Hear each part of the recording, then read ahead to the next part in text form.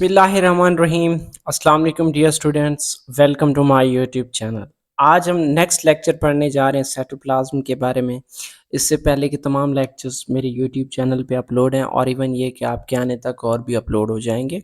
तो इस चैनल को सब्सक्राइब लाजमी करना और अपने क्लास फेलोज तक शेयर कर देना, ठीक है। तो चले हम अपने टॉपिक को डिस्कस करते हैं। और सेकंड चीज़ ये है कि यार आप लोगों को एमसीक्यूज चाहिए या टेस्ट सीरीज़ चाहिए, तो उसके लिए भी आप मैं कमेंट सेक्शन में कमेंट कर सकते हैं ताकि आप मेरे व्हाट्सएप ग्रुप को ज्वाइन कर लें। ओके, तो चलें जी, नेक्स्ट क्या चीज़ है, साइटोप्लाज्म को डिस्कस करते हैं। देखो, साइटोप्लाज्म एक ऐसा रीजन है, it is the region between nuclear membrane and the plasma membrane, ठीक है। तो चलें, मैं पहले ये भी यहाँ पे बोल्ड कर लेता हूँ। देखें, it is the region, okay. ये लें, it is the region between nuclear membrane और प्लाज्मा मेम्ब्रेन के दरमियान में क्या होता है, ये एक ऐसा रीजन होता है, ठीक है। ये यहाँ पे देख लें कि ये आपका न्यूक्लियस है। इस डायग्राम में आई होप ये कलर आपको नज़र आ रहा होगा, मैं सर्कल कर रहा हूँ।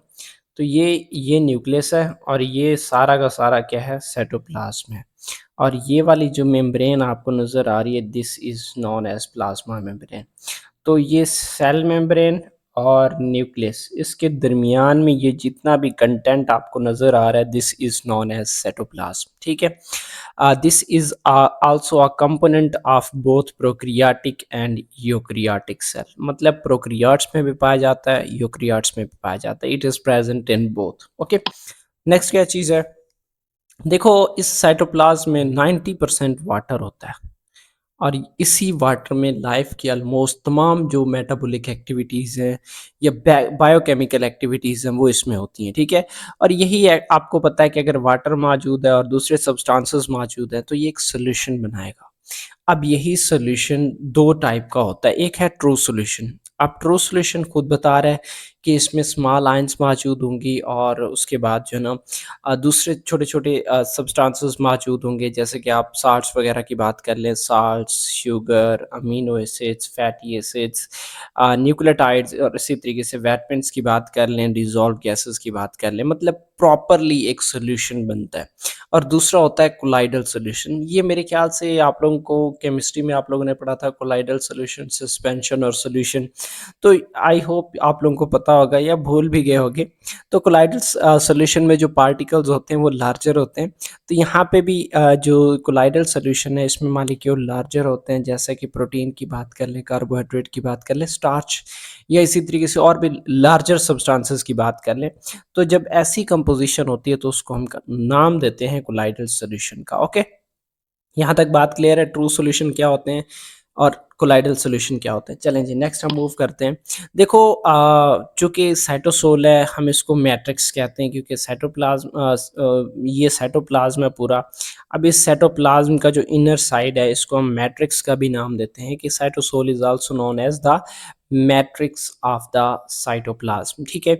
अब फर्स्ट चीज़ तो ये है कि ये सारी ऑर्गेनेलीज को सराउंड करता है, ठीक है, कि it surrounds the cell organelles in eukaryotic sales. ये यूकेरियोट्स में ये सेल ऑर्गेनेलीज को क्या करता है, सराउंड करता है, ठीक है। नेक्स्ट क्या चीज़ है कि cytosol is water soluble component of the cytoplasm.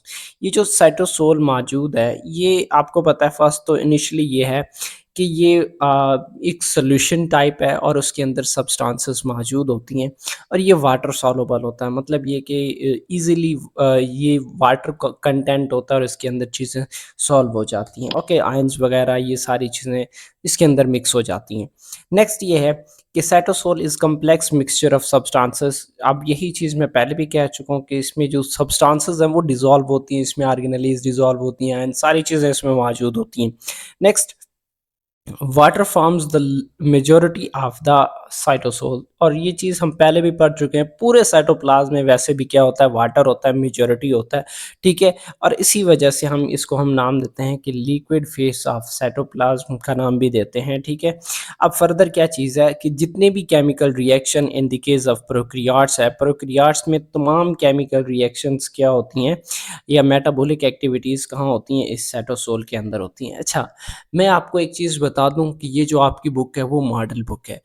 Model का मतलब ये है कि ये परफेक्ट वर्जन नहीं है, इसमें चेंजेस हो सकती हैं, इसमें मिस्टेक्स हो सकती हैं, तो इस वजह से मॉडल टेक्स्ट बुक का है।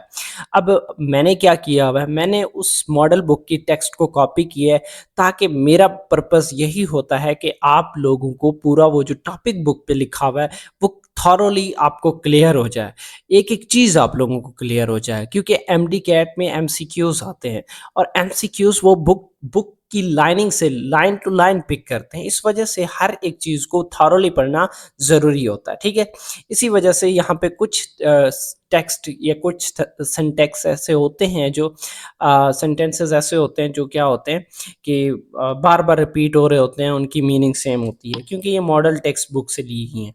अब नेक्स्ट क्या चीज़ है, फंक्शन ऑफ साइटोप्लाज्म। देखो साइटोप्लाज्म के दो मेजर फंक्शन है। फर्स्ट तो ये है कि वो साइट ऑफ मेटाबॉलिज्म के तौर पर काम करता है। मेटाबॉलिज्म क्या है कि the site where all the chemical reaction takes place. ठीक है, मेटाबॉलिज्म क्या है कि जिसमें तमाम केमिकल रिएक्शन होते हैं, ग्लाइकोलाइसिस होता है, फोटोसिंथेसिस, बायोकेमिकल रिएक्शन, मतलब हमारे बॉडी में हमारे सेल में जो केमिकल रिएक्शन होते हैं ना, इस चीज़ को कलेक्टिवली मेटाबॉलिज्म कहते हैं। अब उसके बाद नेक्स्ट क्या चीज़ है कि metabolic pathways includes protein synthesis, protein की सिंथेसिस है, इसी तरीके से ग्लाइकोलाइसिस एटसेट्रा एटसेट्रा। ये ग्लाइकोलाइसिस का मैकेनिज्म हम आगे भी पढ़ेंगे कि ये किस में आ जाता है, यहाँ भी लिखा हुआ है कि ये रेस्पिरेशन में आ जाता है। नेक्स्ट क्या चीज़ है कि ये storage house of a cell के तौर पर काम करता है, सब्सटेंसेस को, आयंस वगैरह को स्टोर करने के काम आता है।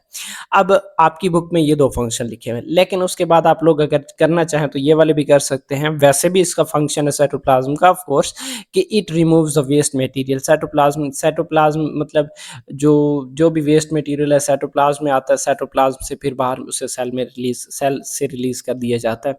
अब इसी तरीके से रिस्पिरेशन की बात करते हैं, ये चीज़ मैं पहले भी बात यहाँ पे कर चुका हूँ कि ग्लाइकोलाइसिस एरोबिक रिस्पिरेशन है, तो एक किस्म की रिस्पिरेशन हुई और आप लोगों ने ऑफ कोर्स डिटेल से पढ़ा हुआ होगा। ठीक है, तो ये cytoplasm site for the chemical reaction होता है लाइक ग्लाइकोलाइसिस, और इसी तरीके से ये ग्लूकोज को एनर्जी में कन्वर्ट करता है। ग्लूकोज की ब्रेक डाउन होती है और 36 एटीपी मॉलिक्यूल प्रोड्यूस होते हैं। आई होप आप लोगों ने 9th में पढ़ा है और आप लोगों को याद होगा कि one molecule of glucose produces 36 net मतलब टोटल 38 होते हैं, लेकिन दो यूज हो जाते हैं, बाकी 36 बचते हैं। और वो 36 क्या होती है, एक ग्लूकोज मॉलिक्यूल से रिलीज होने वाले एटीपी मॉलिक्यूल होते हैं। ओके, तो ये था हमारा आज का टॉपिक। इससे रिलेटेड कोई भी क्वेश्चन हो तो कमेंट सेक्शन में कमेंट करो। मैं आपका छोटा भाई हूँ, ये बड़ा भाई समझ लो। ठीक है, तो इस चैनल को सब्सक्राइब करना, मैं पहले भी कहता हूँ कि हमें रेवेन्यू इतना जनरेट नहीं होता, लेकिन आप लोगों के कमेंट से या आप लोगों के इन व्यूज़ से हमारा क्या होता है, दिल चौड़ा हो जाता है, दिल खुला होता है और हम फिर वीडियोस बनाने लग जाते हैं। तो इन कमेंट भी किया करें, सब्सक्राइब भी किया करें और शेयर भी किया करें। आप अपने किसी फेलोज़ के साथ अगर इसको शेयर कर देंगे तो आपका कुछ नहीं जाएगा, और हाँ, हो सकता है कि हमें मोटिवेशन मिल जाए। ठीक है, तो इंशाल्लाह मिलते हैं नेक्स्ट वीडियो में, तब तक इजाज़त चाहता हूँ। ओके, अल्लाह हाफिज़।